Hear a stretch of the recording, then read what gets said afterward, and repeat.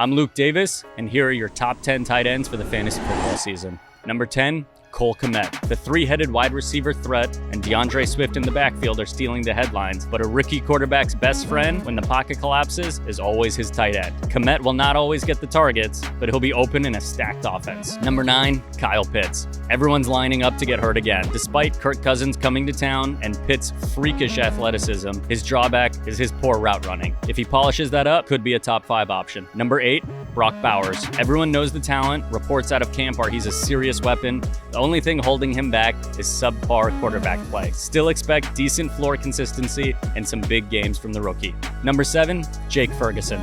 With all the attention on CeeDee Lamb and no real second option at wide receiver, Jake found his way into open space in the middle and became a reliable threat for Dak. Number 6, George Kittle. The first name of the usual suspects, Kelsey, Andrews, Kittle. He's the most boom-bust of the three, but he'll win you multiple weeks on his own.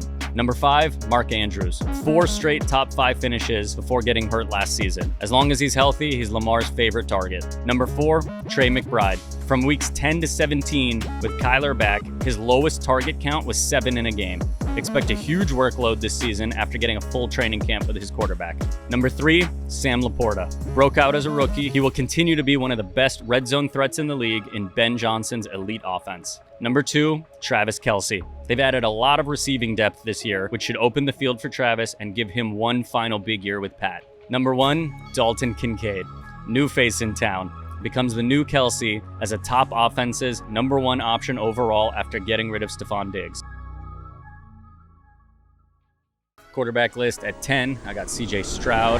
People have him ranked way too high this year after finishing 11th last year and adding Joe Mixon to the run game. Might have the best receiving core in the NFL, but I think they're going to be playing winning football rather than piling on points. At 9, I got Kirk Cousins. This pains me to say as a Vikings fan. Kirk gets it done. Last year, he was the number 1 quarterback in fantasy before getting hurt. Now he's got Bijan, Pitts, and London. I think this offense surprises a lot of people. At 8, I got Brock Purdy. With or without Ayuk, he's still got weapons. He's got Kittle, he's got CMC out of the backfield, and he's got Debo. Elite play calling with Kyle Shanahan.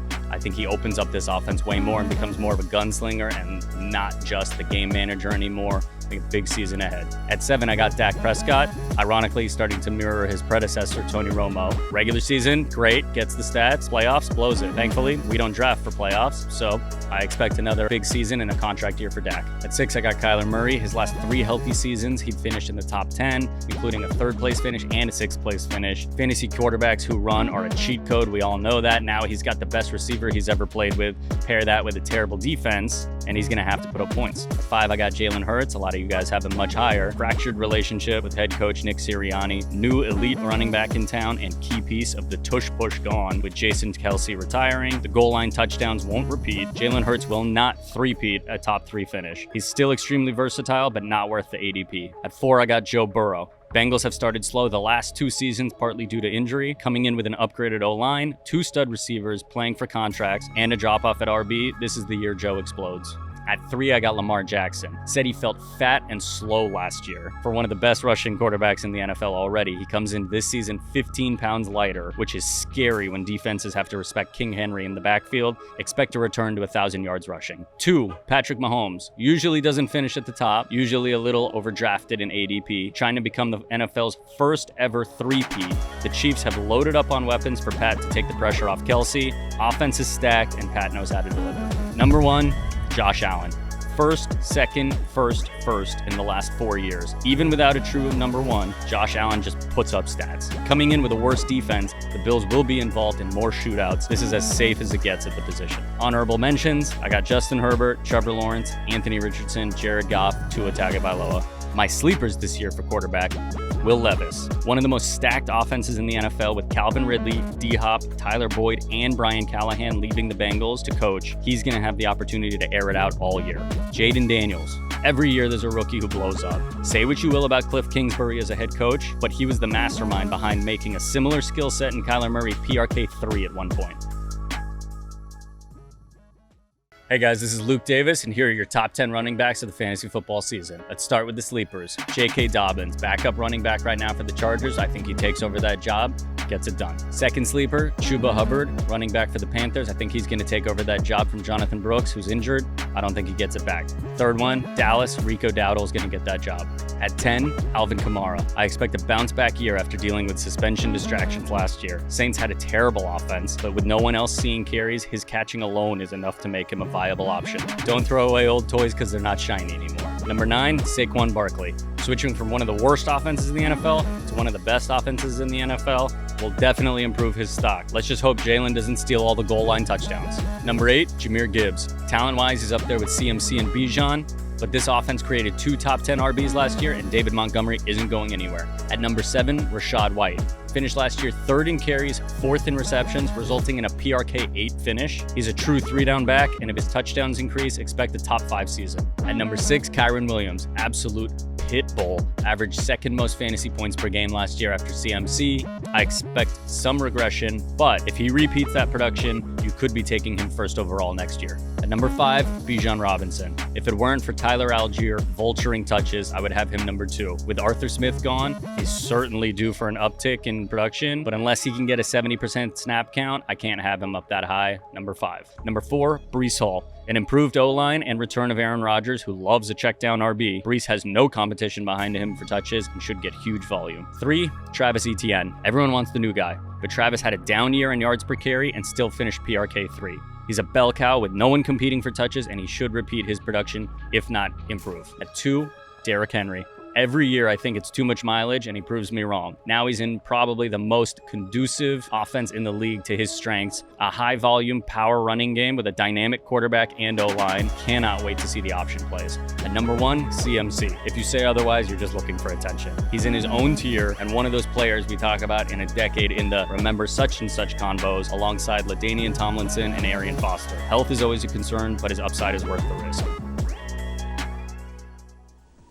I'm Luke Davis, and I have your top 10 wide receivers of the fantasy football year.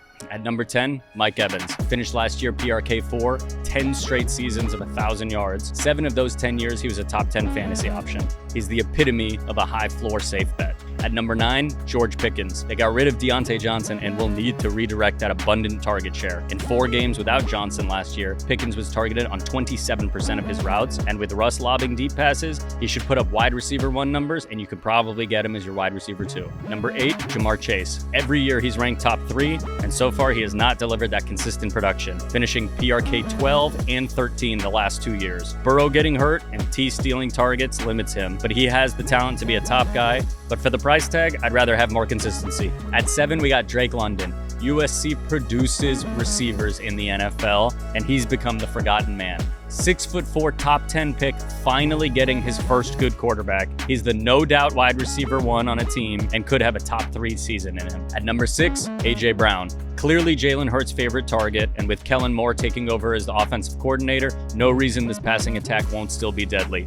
Brown's 2 seasons with the Eagles have resulted in PRK 4 and 8, so I'll split the difference. Number 6. Number 5, Justin Jefferson. Pains me to say, if we were drafting on talent alone, JJ goes 1st overall. But sadly, the quarterback play in Minnesota is going to be a bit of an issue. Thankfully, Justin is good enough to make anyone look better than they are. He just doesn't compete with the elites this year. At 4, Garrett Wilson. Aaron Rodgers has always focused on one singular wide receiver and made him a star, from Jordy Nelson to Devontae Adams. He finds talent and he places the ball on a dime over and over again. Don't be surprised if Garrett ends up wide receiver 1. Number 3, CeeDee Lamb. Has improved every year he's been in the league, culminating with a PRK 1 finish last year. Still the focal point in a really good passing offense. Dak playing on a contract year should be looking his way very often. Number 2, Tyreek Hill.